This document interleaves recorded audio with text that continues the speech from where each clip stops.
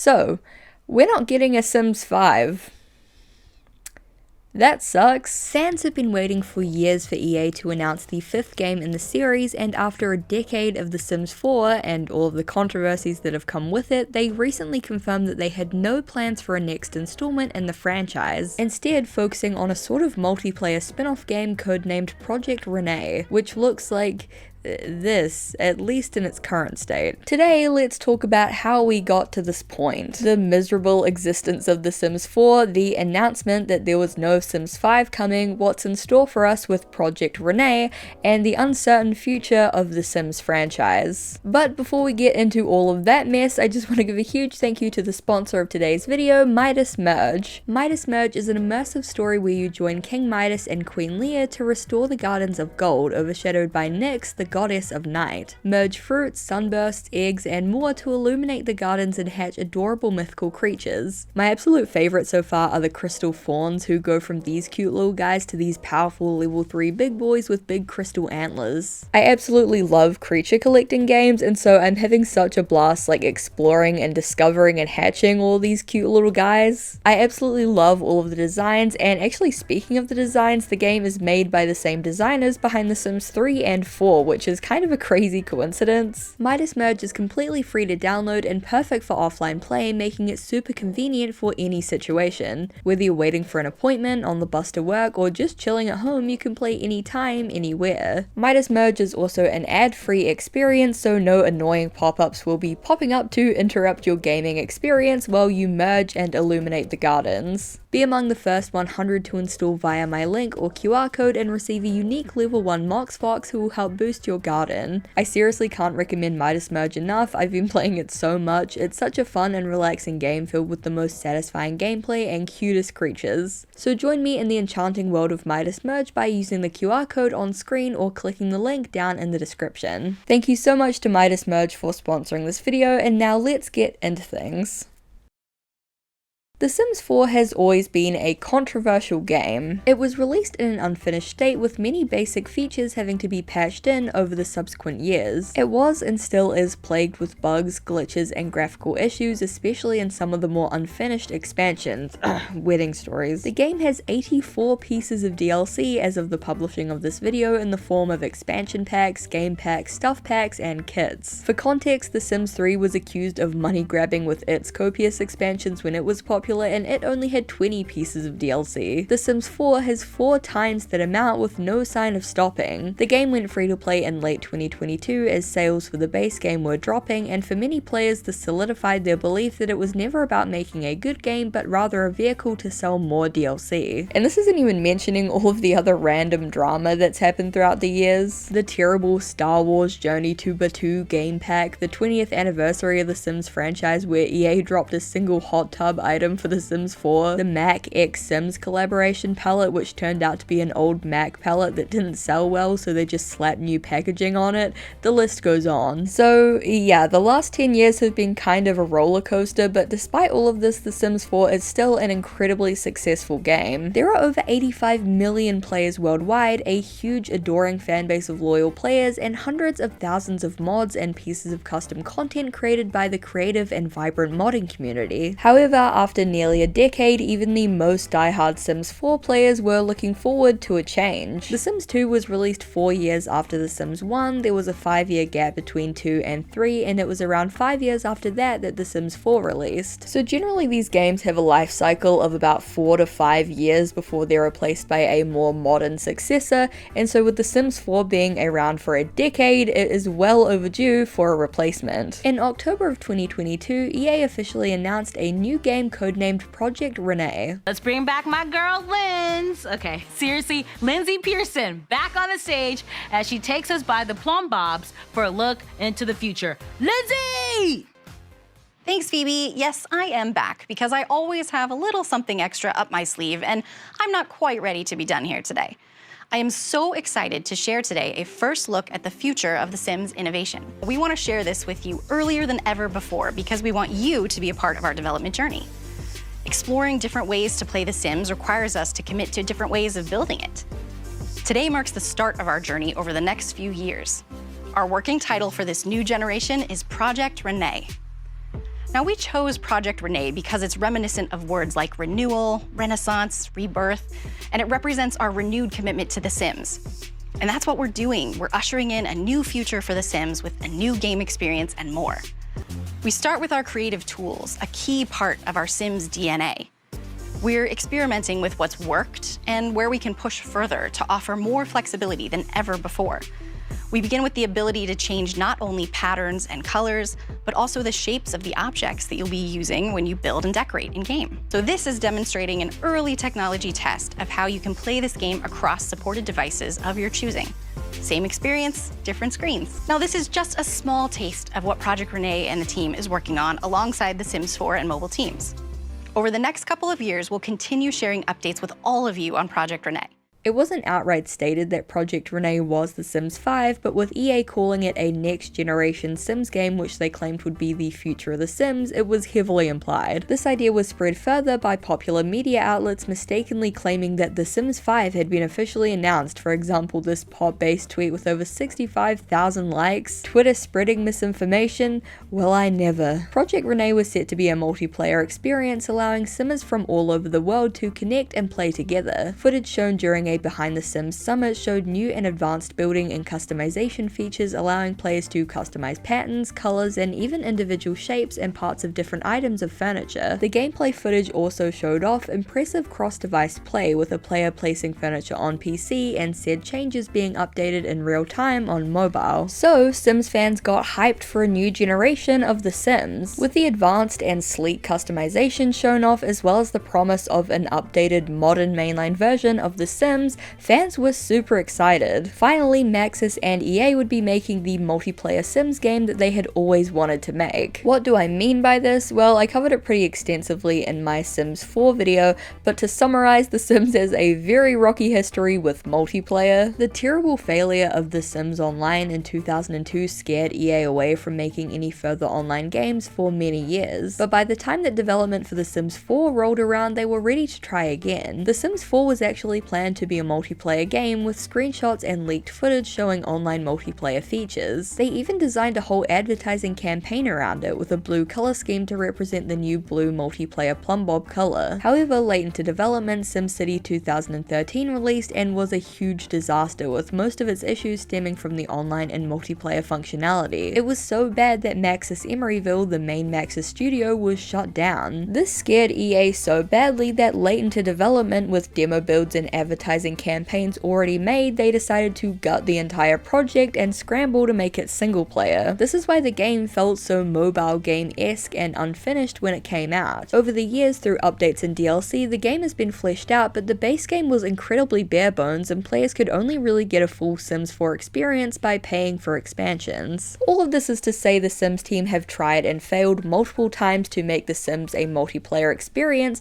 and with The Sims 5, it seemed like the team was finally going to get that Sims MMO that they had always dreamed of. In a Behind the Sims video released in September of 2023, Maxis Vice President of Franchise Creative for The Sims, Lindsay Pearson, shared some new information about Project Rene. So Project Rene will be a new way to play The Sims. Project Rene and The Sims 4 are going to continue to exist side by side. We plan to support both at the same time. Interestingly, Pearson outright states that Project Rene will coexist with The Sims 4 and that they're not setting out to replace the player's current Sims experiences. So even though the news that The Sims 5 wasn't coming officially broke in September of 2024, it was actually quietly announced over a year earlier. I'm assuming that this earlier announcement didn't get a lot of buzz because A, not many people saw it, it only has around 270,000 views versus the over 1 million that the original announcement got, and B, it wasn't communicated in a very straightforward way. Instead of saying The Sims 5 isn't happening, they're a lot more vague and, diplomatic about it. It wasn't until a year after these announcements, in September of 2024, that EA would make a more clear statement on Project Rene and the future of the Sims franchise, and the players were not happy. The 10th anniversary of The Sims 4 came and went with absolutely no word from EA, which left players feeling confused. They were expecting the big Sims 5/Project Rene announcement, or at least a hint of what the team were working on, but no, nothing. Radio silence. Around 10 days later, on September 17th, EA released a blog post titled "The Future is Plum Bob Green." This post covered a range of different topics, including the upcoming 25th anniversary of the franchise, The Sims movie movie, which is currently in the works, news about The Sims Freeplay, creator packs, and then a tiny little section about playtesting for Project Rene down here. They even included some images which seem to be from a very early pre-alpha build of the game. This environment seems to match closely with leaks that were shared of the Project Rene map, which fans speculated might be based on Paris. The second image gives us our first ever look at the Sims of Project Rene, which look, you know, rough, but this is a very early look at the game, to be fair. But one small paragraph sprinkled in between these other announcements caught the fans' attention. The Sims will move beyond linear sequential Sims releases and offer more options for players than ever before. We're focused on creating a variety of games and experiences that will touch different categories across the simulated life genre, including cozy games, social and collaborative based gameplay, mobile narrative games, and continued depth, improvements, and modernization of The Sims 4, which will continue to be a foundational Sims experience. Again, this is pretty vague, but the general gist is that The Sims 4 will remain as the definitive foundational Sims experience, and all future projects that EA releases will be with the goal of expanding and building on to this foundation without replacing it. This means no more sequential Sims 1, 2, 3, 4, 5, 6, 7, 8 style mainline games, and instead more spin-off games and experiences. Shortly after this post, EA's Vice President Kate Gorman spoke to Variety, confirming in no uncertain terms that The Sims 5 was not happening. She explained the reasoning behind the controversial decision, quote, "The way to think about it is, historically, the Sims franchise started with Sims 1 and then Sims 2, 3, and 4, and they were seen as replacements for the previous products. What we're really working with our community on is the new era of The Sims. We are not going to be working on replacements of previous projects, we're only going to be adding to our universe. With that, you'll see there are more ways to experience The Sims on different platforms, different ways to play, transmedia, and lots of great offerings within this universe. So absolutely, we're still continuing to support The Sims 4 more than ever, still continue to deliver expansion packs and updates and fixes, but the way we're going to do things going forward is a little different, and it's really exciting, and it's really the most expansive iteration of The Sims yet." When Variety specifically asked if there will be a Sims 5, Gorman responded, "It's not Sims 5 as a replacement for 4. What this means is that we will continue to bring HD simulation experience and what people would want from a 5,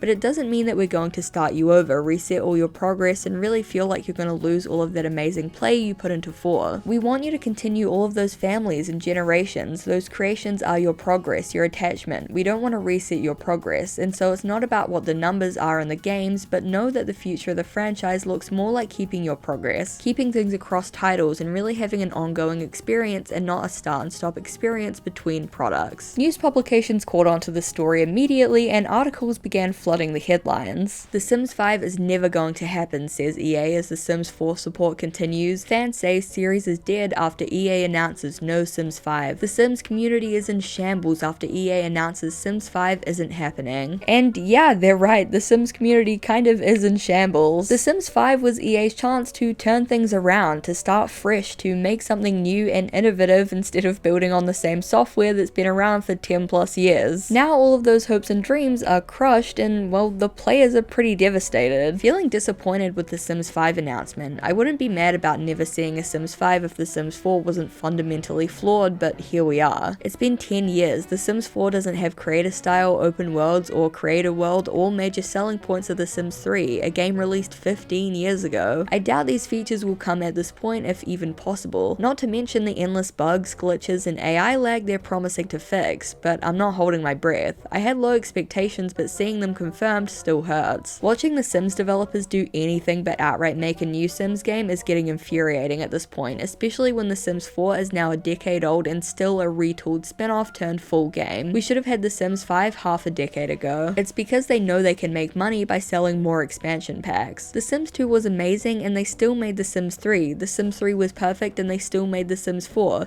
The Sims 4 is awful and by far the worst Sims game, and they still refuse to make The Sims 5. Fuck you. I find it funny EA is saying the reason for The Sims 5 not being made is because of the attachment, yet did we not just have an expansion pack about apartments that corrupted everyone's saves? It doesn't sound like they cared much about our progress then. When The Sims 4 was slated to come out, its marketing was very vague and secretive, which at the time players thought was a marketing tactic in order to drum up hype, but was later revealed to be because the project was scrapped and rebuilt before release and there was basically nothing to show at the time. time. This has led fans to theorize that the same thing has happened behind the scenes of Project Rene, as the project has a very similar air of secrecy around it. They said Project Rene was the next generation Sims game and the future of the Sims. I feel a little gaslit because that's a direct quote from the OG Project Rene announcement. People keep saying they never claimed that Project Rene was the next mainstream game, but that's simply untrue. They definitely insinuated it and then they backtracked. I've got a feeling that something big has gone down behind the scenes that we're not aware of, and the original idea for Project Rene was scrapped and this is the new plan. Remember when The Sims 4 was going to be online multiplayer and it got turned on its head last minute when SimCity tanked? I have no proof, obviously, but there's something more going on that we don't know. The fact that Rene is no longer held up as the next generation tells me that they've lost confidence in it. There may be signs of it being the next SimCity 2013, and it would be foolish to kill two franchises in the exact same way. In my opinion, this was meant to be The Sims 5, at least during its initial state. Then when The Sims 4 was made free-to-play, sales and player count reached new levels without having to do any foundational changes to The Sims 4 as it is. Additionally, fans discovered the LinkedIn account of an industry professional who claimed to have worked on The Sims 5 for PS5 as a lead artist. On his profile, he had listed The Sims 5 as cancelled. This bolstered theories that Project Rene was originally planned as the next mainline Sims game for console and PC before being relegated to more of a next-gen mobile release spin-off game. While these theories are possible, to give credit where credit is due, Lindsay Pearson said in Behind the Sims that they were announcing this project way earlier than they usually would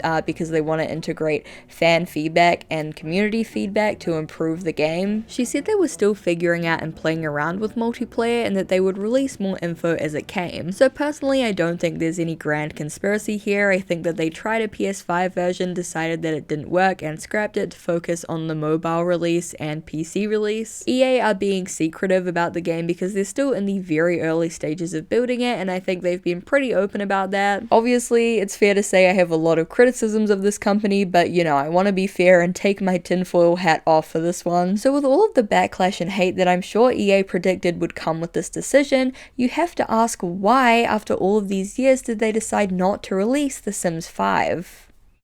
Greed. Yeah, greed is the answer to that question. Since my last video, The Disaster of The Sims 4, which covered, among other things, the copious amounts of DLC released for the game, even more DLC has come out. Since that video a little under 2 years ago, in March 2023, they have released 20 more pieces of paid DLC. Horse Ranch, For Rent, Love Struck, Life and Death, Home Chef, Hustle Stuff, Crystal Creation Stuff, Greenhouse Haven Kit, Basement Treasures Kit, Grunge Revival Kit, Book Nook Kit, Poolside Splash Kit, Modern Luxe Kit, Castle Estate Kit, Goth Galore Kit, Urban Homage Kit, Party Essentials Kit, Riviera Retreat Kit, Cozy Bistro Kit, Artist Studio Kit, Artist Studio Kit, and Storybook Nursery Kit. And I know the game is free to play now, but they didn't make that decision until 8 years into the game's life cycle when it was starting to lose relevance. I'm not gonna suddenly treat it like a free to play game when they've been doing this DLC charade since the very start and had no problem charging players $60+ for the base game until it stopped benefiting them. Sorry to go off, I'm sure as you can tell I just have feelings about this. And this egregious amount of DLC is, at least in my opinion, the core reason why we aren't getting The Sims 5 or any other new Sims installments for that matter. It's more profitable for EA to keep churning out endless DLC for The Sims 4 than it is to build a new game from the ground up. And not to sound too cynical, but a new installment would mean that some players might finally get off the endlessly spinning hamster wheel of The Sims 4 and stop giving them so much money. Kate Gorman's explanation for this decision is that EA doesn't want players to lose all of their progress and have to start all over again after all of these years, and quite frankly I think that explanation is bullshit. As I'm sure all of you know, I mean it's pretty much common sense, but if a new Sims game came out, there would be plenty of loyal Sims 4 players that would still continue playing the game. Hell, I know there are so many players that keep playing The Sims 1, 2, and 3 even after all of these years, including me. The Sims 4 coming out never detracted or took anything away from me enjoying and playing those previous games. But that's not the point. The point is that EA is too afraid of losing their $80 million million strong player base, scared of rocking the boat, terrified to lose a cent of money by disrupting the status quo. It's a truly sad state of affairs, because The Sims used to be all about disrupting the status quo, being silly, being bold and daring, doing something that no one had done before. And now, by refusing to make a 5th installment for players who have been waiting over a decade, EA's greed has finally reached its peak. And okay, making the game free to play was objectively a great business decision. It revitalized the game and brought in tens of millions of new players. But on the other hand, I do kind of think that EA shot themselves in the foot when they made that decision. The first 3 Sims games and The Sims 4, at least for most of its existence, were paid games. That set a precedent. Now that The Sims 4 is free, that precedent has changed. Why would players shell out $60+ for a new game when they can get the original for free? They're gonna have a hard time selling any paid Sims games in the future because they made their largest, most successful game free. That's why Project Rene was announced to be a free-to-play game, because EA learned from The Sims 4 that it's more profitable to make an average game free and pile on copious amounts of sometimes broken and unfinished DLC than it is to put in the effort to make a great game and only get $60 a pop for it. The older Sims installments could only make EA so much, the price of the base game and a few expansions, but with this new model they can keep putting out endless packs, stuff kits, expansions, and maybe even in-game currency in order to keep making money forever with no limit. Like I said, greed. And I hate saying it and I feel mean saying it, and I don't want to say it because The Sims is one of my favorite franchises, and I know that there are so many talented, hardworking, creative people that work on The Sims 4, and all love to them, no disrespect, they are incredible artists and they contribute so much to the game.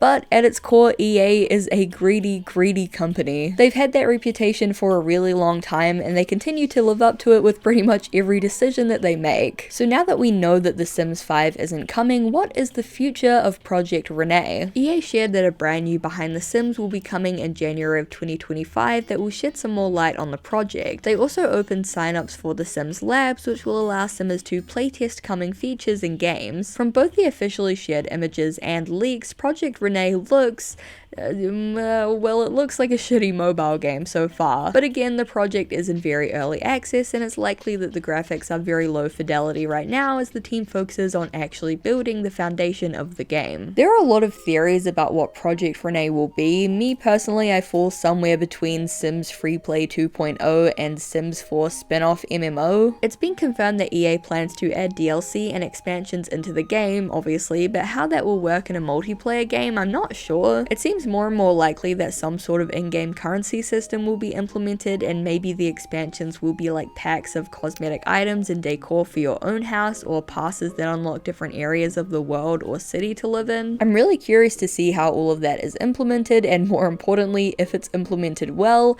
Personally, my hopes aren't high, but you know, I'd love to be proven wrong. With all of this stuff going on, a lot of players are looking to jump ship to other games, and so within the Sims community, there's been a lot of discussion of alternatives. For the last 20 years, EA has basically had a monopoly on the life simulation genre. Despite how popular the life simulation style of game proved to be, no other studio has attempted to make a game like The Sims. But in the last few years, all of this has changed, and a few games have been announced which will supposedly rival EA. Firstly, let's talk about Inzoi. Inzoi is an upcoming life simulation game created by the developers of PUBG Battlegrounds. So, already not off to a good start. Inzoi looks extremely impressive, but almost too impressive. Like, it's one of those games that looks so good that it loops back around to looking kinda bad. There's no unique art style or color palette or theme that sets the game apart from any other next-gen Unreal Engine game. They're just uncannily realistic 3D homunculi. And while the character customization looks amazing, the trailer shows several clips of actual gameplay where the characters are lagging, the lighting looks washed out and bad, and the textures are mushy and muddled. I'm not saying that Inzoi can't look good, I'm just saying it probably will only look good on really beefy PCs. One thing that they show off in the trailer that I think is super cool is the ability to really customize the city that the Zois live in. They're called Zois in this game instead of Sims, by the way. You can customize how the streets and buildings look, the foliage, animals and weather, and even the safety level of the city. There are all of these adjustable sliders for things like city cleanliness, fire prevention rate, health level, and even dream occurrence chance rate, which intrigues me. You can also see a bunch of statistics for your city, for example the number of Zoids that have been born, the number of pregnant Zoids, the number of Zoids in terrible relationships, and even stats on how many Zoids have died in different types of accidents. Being able to customize your city and track what's going on inside it as you play is so cool and really makes it feel like a life simulation. In the trailer they really emphasize the collective experience of all of the Zoids in the city rather than just one character that you play as, with every Zoi having their own story, and again that's super cool. It really feels like they're putting the life simulation back into the life simulator genre. It is disappointing though, the game has AI image generation as a feature, allowing you to upload your own images as textures or generate your own using AI. I don't know what else to say about it, I just think it's so lame and I wish AI would go away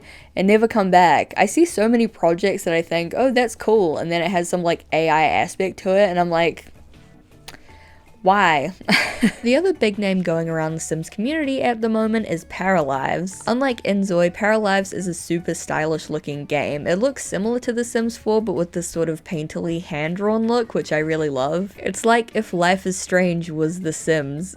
Paralives has some nice character customization, again I love the style, and the building and house design especially looks very impressive with the extent of customization. I think Life Sims have finally realized that players want to move beyond just placing items on a grid, and for that I'm glad. Paralives seems to handle emotions and personality traits very differently to The Sims, allowing you to start with a basic personality and level it up with different offshoot traits and skills, which is really cool. However, it feels like Paralives might be a little bit too autonomous and maybe not spontaneous enough. The trailer allows the player to pick the option to develop a secret crush on another character, but in my opinion it's the spontaneity of your sim or paradude or whoever developing random feelings and desires to learn new things or go new places that makes it so fun. In The Sims, of course, you could sway your Sims relationships, but those naturally developing romances or beefs were part of the fun. This might be a hot take for the life simulation genre, but I actually think that taking control away from players in some areas can actually open up whole new types of gameplay,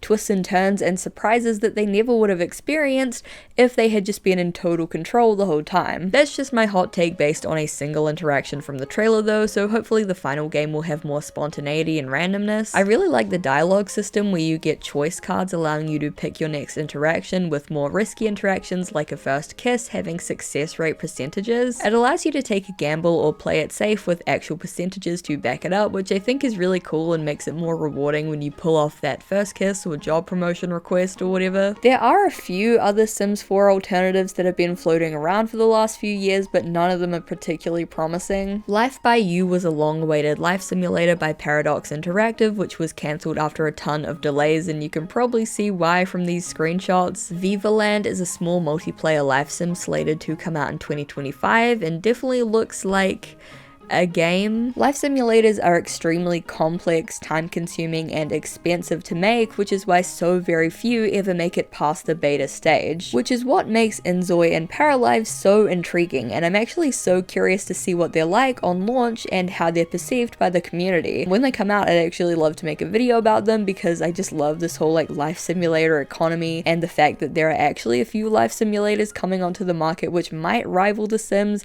I'm just really curious, and you know, I'm shelving that idea for another day. Anyway, for now, all we have is The Sims 4 and the big Sims 5 shaped hole that it's left in all of our hearts. Am I disappointed? Yes. Am I surprised?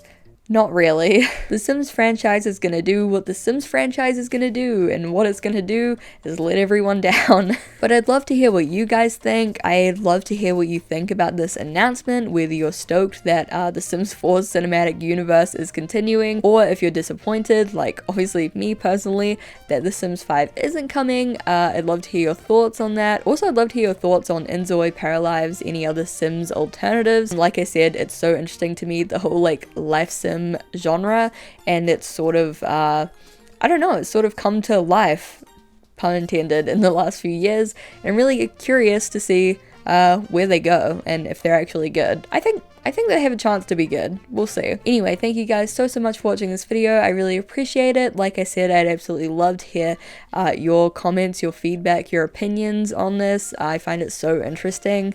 As you know, I'm a lifelong Sims lover and hater, so I just love this topic and I think it's so interesting, and I'd love to hear what you guys think. Let me know if you have any topics that you want me to cover in the future. And yeah, thank you so much for watching. I really appreciate it, and I really hope to see you in the next one. Bye!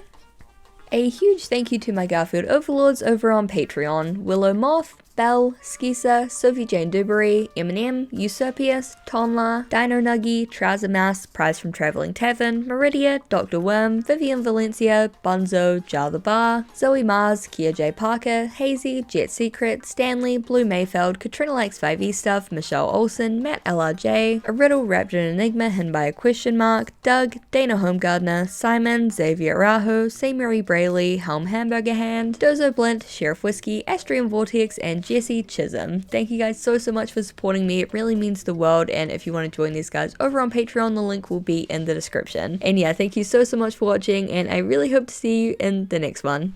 Bye!